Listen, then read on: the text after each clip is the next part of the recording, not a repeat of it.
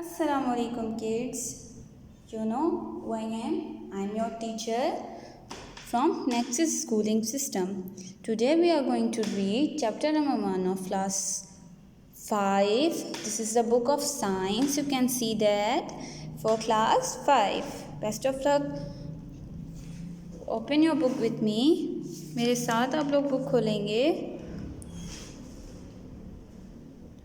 Come on the unit number 1. Come on the page of content.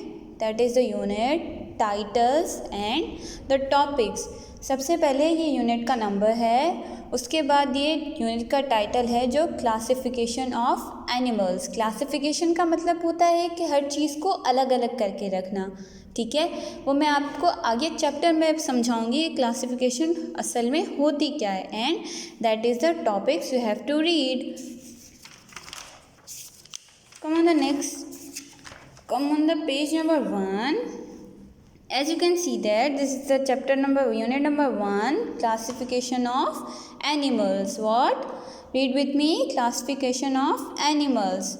We start from here. The earth is the habitat of plants, animals and human beings. जो ज़मीन है हमारी, जो हमारी दुनिया है, वो हमारा घर है. पता है, हम उसमें रहते हैं और जानवर भी रहते हैं और जो पौधे भी रहते हैं. मतलब कि वो हमारा, जैसे कि हमारा अलग से घर होता है, मतलब जानवरों का अलग से घर होता है, प्लांट्स का अलग से घर होता है. तो दुनिया एक बड़ा सा घर है जिसमें हम सब लोग रहते हैं. ठीक है. We find a variety of plants and animals around us. In order to study plants and animals, scientists have arranged living things into different groups based on the features they share, including shape, size, body part, mode of feeding and reproduction. This arrangement is called classification. अब classification असल में होती क्या है? Classification ये होती है कि अब हम हर चीज़ का अलग अलग ग्रुप बना दें. ठीक है, पहले तो ग्रुप्स नहीं बने हुए होते थे. जैसे कि इंसान और जानवर अगर साथ रहें तो हम लोग उनको पहचानेंगे कैसे? ठीक है, तो हम लोगों ने 2 ग्रुप्स में इनको डिवाइड कर दिया, एनिमल्स में, प्लांट्स में और ह्यूमन बींग्स में. एनिमल्स का जो ग्रुप है वो सिर्फ उसमें एनिमल्स रहते हैं.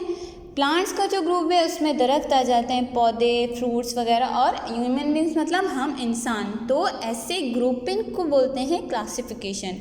मतलब कि किसी चीज़ को उसके शेप से क्लासिफाई करना, उसके साइज़ से क्लासिफाई करना, उसके बॉडी पार्ट से क्लासिफाई करना. जैसे जानवरों के बॉडी पार्ट्स होते हैं, एक सर होता है, 4 पैर होते हैं. मोस्टली जानवरों के ऐसे ही होते हैं. हमारे तो 4 पैर नहीं है ना, तो हम लोग अलग ग्रुप में आ जाते हैं और एनिमल्स अलग ग्रुप में आ जाते हैं. इस चीज़ को अलग करने को क्या बोलते हैं? क्लासिफिकेशन बोलते हैं. Classification is very important and useful in our life in order to understand thing. हमारी ज़िंदगियों में क्लासिफिकेशन बहुत ज़्यादा इसलिए ज़रूरी होती है क्योंकि हमें वो समझने में आसानी होती है. अब अगर मैं आपके सामने एक बड़ा सा जो है वो गार्डन रख दूँ और मैं उसमें आपको बोलूँ कि मुझे हर पौधे का नाम बताएं, तो आप ऐसे तो नहीं करेंगे ना. आप क्या करेंगे?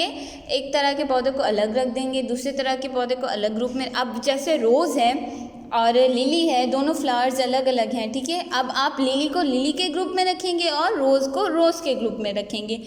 इस चीज़ को समझने के लिए हमारे लाइफ में जो है वो क्लासिफिकेशन ज़रूरी होती है. ठीक है, फॉर एग्जाम्पल है इसमें.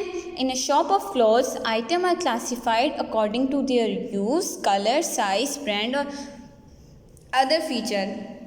जैसे कि हम लोग एक दुकान में चले जाते हैं. ठीक है, हम दुकान में गए तो वहाँ पे जैसे बेबीज़ की शॉप, बेबीज़ का कपड़ों का जो है वो एरिया अलग होता है, जो एडल्ट्स का होता है वो अलग होता है, बुड्ढों का जो है वो अलग होता है. ऐसे हम अब वो क्या करते हैं, उस चीज़ को क्लासीफाई मतलब कि अलग अलग करके रखते हैं. यानी कि वो छोटे बच्चों की चीज़ों को एक तरफ जमा करके रखते हैं, बड़े बच्चों की चीज़ों को एक तरफ जमा कर, वो मिक्सअप नहीं कर देते. वो छोटे बच्चों और बड़े बच्चों को जो है मिक्सअप नहीं कर देते.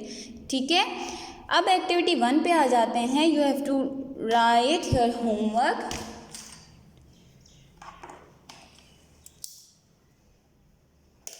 With pencil, just like that. लिख लिया आपने? उसके बाद आपको यहाँ पे डेट मेंशन करनी है। आफ्टर दैट मैं आपको एक्टिविटी समझा रही हूँ और सिर्फ एक एक मैं आपको यहाँ पे लिख के दिखाऊंगी, बाकी सारी जो एक्टिविटी वो आपने खुद करनी है।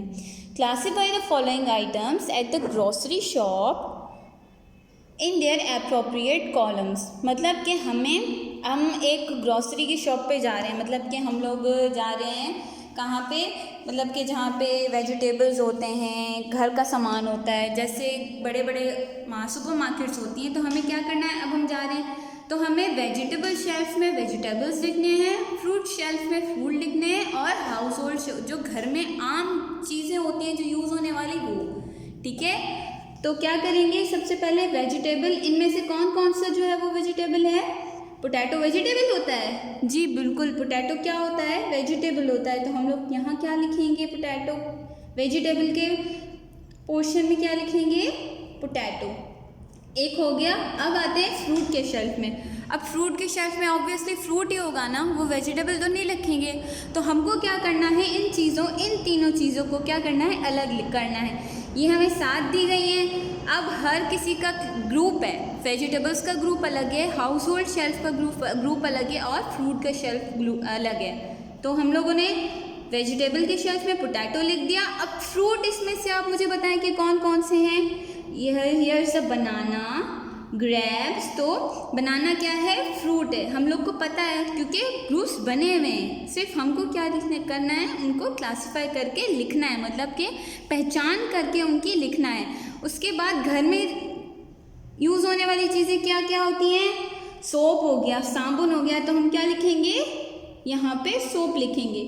तो हम लोग वेजिटेबल शेल्फ में वेजिटेबल्स लिखेंगे, फ्रूट शेल्फ में फ्रूट्स लिखेंगे, और हाउस होल्ड शेल्फ में क्या लिखेंगे? जो घर में आम चीज़ें यूज़ होने वाली होती है ना, वो।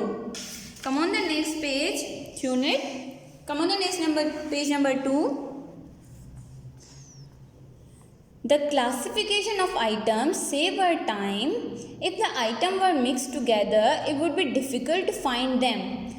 ये जो पहचान होती है वो बहुत ज़रूरी होती है। वो हमारा टाइम जो है वो क्या करती है, आसान, मतलब जो वो हमारा टाइम वेस्ट होने से बचाती है। अगर सारी चीज़ें साथ हो गई तो हम लोग उसे ढूंढें। अब मैं आपको बनाना और पोटैटोज़ और टमाटोज़ हैं, आपको क्या कर दूं, मिक्स करके दे दूं, और आपको बोलूं कि मुझे बताएं कि ये कौन सी चीज़ें अब आपको अलग करनी है। आपको अलग करने में ही बहुत सारा टाइम लग जाएगा, है ना। इसीलिए क्लासिफिकेशन बहुत ज़रूरी होती है।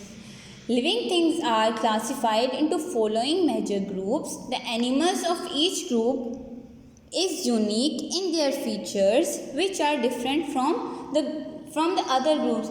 अब यहाँ पे सिर्फ हम एनिमल्स के ग्रुप्स के बारे में पढ़ेंगे कि वो किन ग्रुप्स में डिवाइड हुए हैं और उनकी क्लासिफिकेशन कैसे हो। सबसे पहला ग्रुप है माइक्रो ऑर्गेनिज्म, दूसरा ग्रुप है fungi, third is plant, and fourth is animals. ये चारों जो हैं वो अलग अलग एनिमल्स के ग्रुप्स हैं, ठीक है। अब सबसे पहला जो टॉपिक है वो है animals. There are wide variety of animal on the earth, but all of them are mainly classified on the basis of their characteristic, which include body parts and mode of reproduction. The two main categories of animals are vertebrates and invertebrates. मतलब कि यहाँ दुनिया में बहुत सारे ऐसे जानवर रहते हैं जिनको क्लासीफाई करना बहुत ज़्यादा ज़रूरी होता है, ठीक है। उनमें अलग अलग खूबियाँ होती हैं, और जो सेम खूबियों वाले हैं ना वो एक ग्रुप में आ जाते हैं, और दूसरी खूबियाँ हो जाती हैं वो एक ग्रुप में आ जाती हैं। तो यहाँ पे इन लोगों ने एनिमल्स को 2 कैटेगरीज में डिवाइड किया गया है। You can see that vertebrates and invertebrates. तो हम लोग आ जाते हैं वर्टिब्रेट्स पे। सबसे पहले मैं आपको बता दूं कि वर्टिब्रेट्स किसको बोलते हैं। वर्टिब्रेट वो होते हैं जिनकी जो होती है वो क्या होती है, बैकबोन होती है। क्या बैकबोन मतलब पीछे रीढ़ की हड्डी होती है। क्या होती है, रीढ़ की हड्डी। और इनवर्टिब्रेट उसको बोलते हैं जिनकी हड्डी नहीं होती है रीढ़ की, मतलब कि स्पाइनल कॉर्ड उनका नहीं होता। अब वर्टिब्रेट्स के भी अलग ग्रुप्स बने हुए। एनिमल के 2 ग्रुप्स आ गए, और अब एक ग्रुप पे फोकस करेंगे। सबसे पहले आ गया वर्टिब्रेट। अब वर्टिब्रेट्स के भी ग्रुप्स हैं। सबसे पहला फिश है, उसके बाद रेप्टाइल है, फिर एम्फीबियन है, then bird, and then mammal. तो हम लोग सबसे पहले फिश के ग्रुप के बारे में पढ़ेंगे, then we have to study reptile, after that amphibian and the bird, and then at the last mammals. Come on the next page, page number 3. You can see here is written the vertebrates. Okay, what is written here? Vertebrates. Vertebrates are animals which have backbone. For example, cow, fish, frog, lizard, pigeon and snake. क्या होता है vertebrates में? मैंने आपको वहाँ भी पहले भी बताया था कि उनमें क्या होती है, बैकबोन होती है. क्या होती है, मतलब कि बैकबोन, स्पाइनल कॉर्ड, रीढ़ की हड्डी, जो बहुत ज़रूरी होती है हमें चलने के लिए. आपको पता होगा. अब उसमें क्या क्या आ जाता है, horse, cow, fish, frog, lizard, pigeon and snake. Vertebrates में फिश आ जाती है, हॉर्स आ जाता है, स्नेक आ जाता है, काउ आ जाता है. अब मैं आपको यहाँ बाहर से दिखा देती हूँ कि बैकबोन इनकी है कहाँ. फिश की जो बैकबोन होती है वो यहाँ होती है. काउ की बैकबोन ये रही, ये हॉर्स है सॉरी, एंड काउ की बैकबोन ये रही. और जो स्नेक की बैकबोन होती है ना, वो उसके सारी बॉडी में होती है, क्योंकि वो मूव करने में क्या मदद देती है. Vertebrates are further classified into a number of groups. वैसे आपको यहाँ पे मैंने बताया कि जो है वर्टिब्रेट्स हैं वो अलग अलग ग्रुप्स में डिवाइड हुए हैं. ये देखिए, वर्टिब्रेट्स को इन 5 ग्रुप्स में डिवाइड किया गया है. सबसे पहले fish, amphibian, bird, reptile, mammal. सबसे पहले fish. Fish live in water. They are found in lakes, rivers and deep ocean. Their bodies are mostly covered with scales. They breathe through gills and lay eggs to reproduce. They have fins and streamlined bodies to help them swim. Shark, tuna and salmon are the examples of fish. ठीक है, क्या बोलते हैं, fish आप सबको पता है कि पानी में रहती है और क्या बोलते हैं, झील में मिलती है, दरियाओं में मिलती है. ठीक है, उनकी बॉडी जो होती है वो स्केल्स से कवर होती है. जो हम खाने से पहले उनके वो जो स्केल्स निकालते हैं ना, वो छिलके होते हैं जिनको हम बोलते हैं, वो उनके स्केल्स होते हैं जो उनकी बॉडी को क्या करते हैं, प्रोटेक्ट करते हैं. ये रहे इनके गिल्स. ये गिल्स की मदद से क्या करती हैं, सांस लेती हैं और अंडे देती हैं रिप्रोड्यूस करने के लिए. ठीक है, अब उनमें मछलियों के भी बहुत सारे नाम होते हैं, जैसे ये शार्क है, डॉल्फिन है, व्हेल है. तो मछलियों के भी बहुत सारे नाम होते हैं, जैसे शार्क, ट्यूना, सैल्मन, ये सारी एग्जाम्पल है. ठीक है, कम on the next page. The second group is amphibian. मैंने आपको बताया था कि क्लासीफाई में 5 ग्रुप्स में. पहला ग्रुप हमने पढ़ लिया है. This is the second group, that are amphibian. The most unique type of animal are amphibian. They live both on land and water. They have fleshy, slippery skin and lay eggs in water. They breathe through lungs and skin. Their young ones live in water and breathe through gills. ठीक है, अब ये बहुत rare, मतलब कि बहुत कम पाए जाने वाले जानवर होते हैं जो ज़मीन पे भी सर्वाइव कर सकते हैं और पानी में भी सर्वाइव कर सकते हैं. जैसे कि मेंढक. मेंढक अंडे पानी में देता है, लेकिन वो ज़िंदा ज़मीन पे भी रह सकता है ना.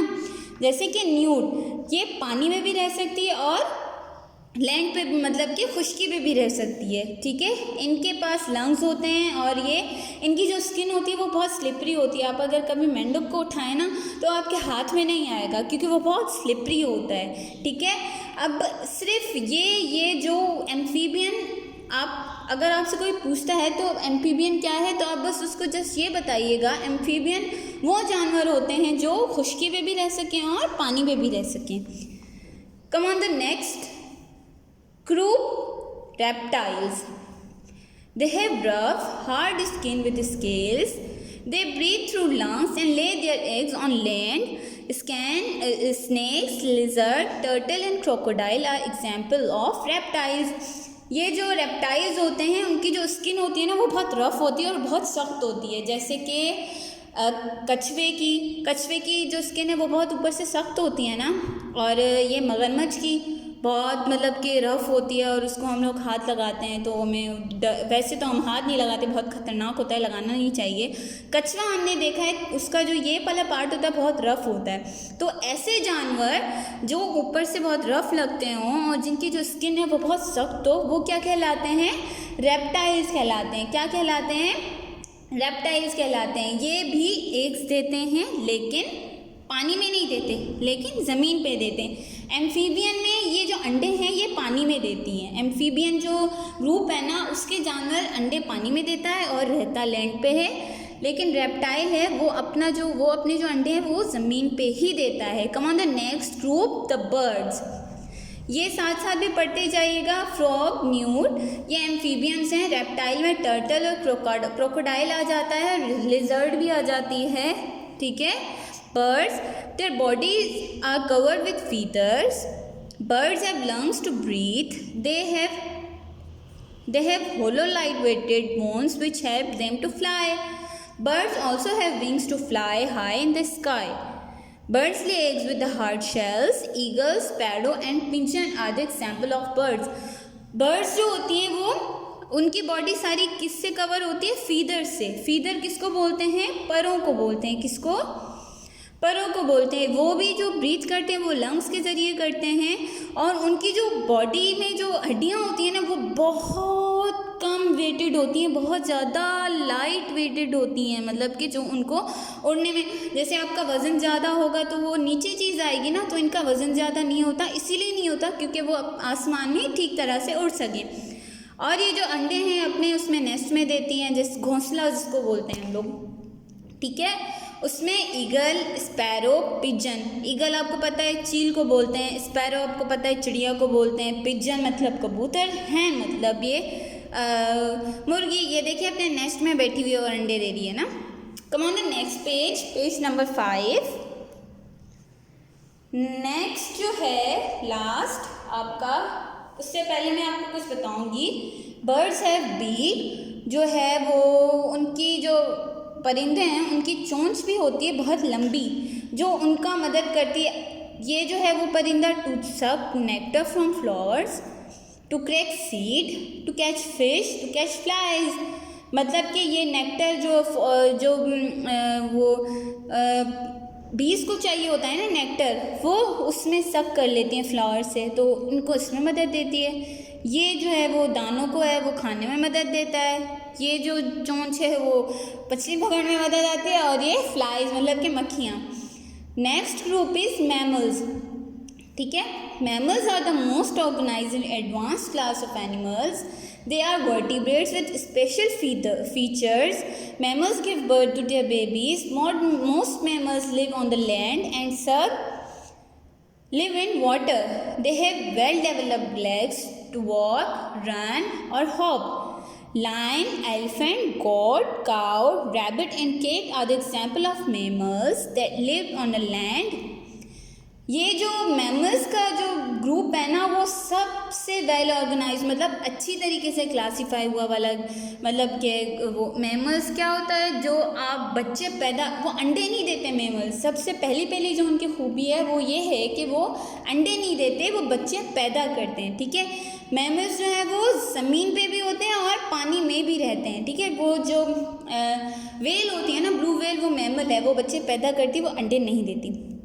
उसमें उनके पास टांगे होती हैं 4, ये देखो 1 2 3 4 1 2 3 4 1 2 3 4 एंड 1 2 3 4, ठीक है। उसमें लायन आ जाता है, एलिफेंट आ जाता है, कैट आ जाता है और रैबिट आ जाता है, ठीक है। अब आपको क्या करना है, एक्टिविटी 2 पे आना है। एक्टिविटी 2 पे आ जाएंगे। मैं आपको बताती हूँ कि आपको एक्टिविटी 2 कैसे करनी है। You have to draw a margin line. फिर आप क्या करेंगे, ब्लैक पॉइंटर उठाएंगे और ऊपर मेंशन करेंगे एक्टिविटी 2, ओके। फिर आप क्या करेंगे, यहाँ पे हेडिंग देंगे किसकी, मैमल्स की। फिर नंबर 1 2 3 4 5, 6, 7, 8, 9 एंड 10। सबसे पहला मैमल कोई भी बता दे जो बच्चे दे, तो मैंने यहाँ पे लिख लिया कैट। फिर क्या आ जाता है? डॉग। ठीक है, बाकी 8 जो मैमल्स हैं वो आपको क्या करने हैं? खुद लिखने हैं। आपको ये पेजेस दिए जाएंगे और फिर भी अगर आपको कोई मुश्किल होती है तो आप स्कूल में आके हमसे पूछ लें। ठीक है, ये एक्टिविटी हो गई activity 2। You have to come on a page number 6, activity 3। ठीक है, अब ऐसे ही काम करना है आपको। Activity 3, you have to draw margin line like that. You have to write activity 3 here.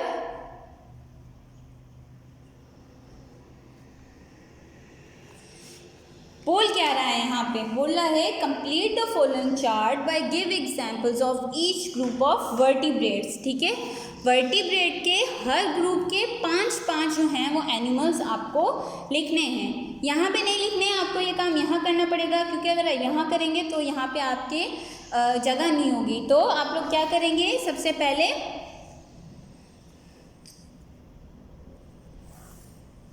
Five columns बना लेंगे। बन गए 5 columns, 1 2 3 4 5। Then you have to take a pointer. यहाँ पे आपको सबसे पहला ग्रुप लिखना है फिश, देन एम्फीबियन, रेप्टाइल्स, साथ साथ पढ़ते भी जाइएगा, बर्ड्स एंड मैमल्स। मैं आपको सिर्फ एक जानवर का नाम लिख के बताऊंगी, बाकी सारे आपको खुद ही ढूंढने हैं। बुक में मैंने आपको पढ़ा दिया है कि सबसे पहले बुक में भी लिखे हुए हैं और आपको बाहर से भी ढूंढने हैं। तो फिश में सबसे पहले जो जानवर आता है वो आती है शार्क, एक हो गया। ठीक है, उसके बाद आ जाता है एम्फीबियन में क्या आता है? फ्रॉग, जो लैंड पे भी रह सकता है और कहाँ रह सकता है? पानी में भी। उसके बाद आ जाता है रेप्टाइल, जिसकी जो स्किन होती है वो हार्ड होती है और वो अपने अंडे कहाँ देता है? लैंड पे। उसके बाद आ जाता है बर्ड में हम लोग लिख लेंगे ईगल, क्योंकि वो उड़ता भी है और क्या करता है? अंडे भी देता है अपने नेस्ट में। और मैमल्स में क्या लिख देंगे? कैट।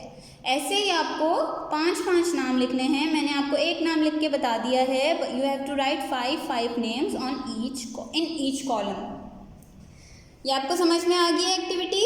तो आपको मेरे साथ साथ करनी है ये।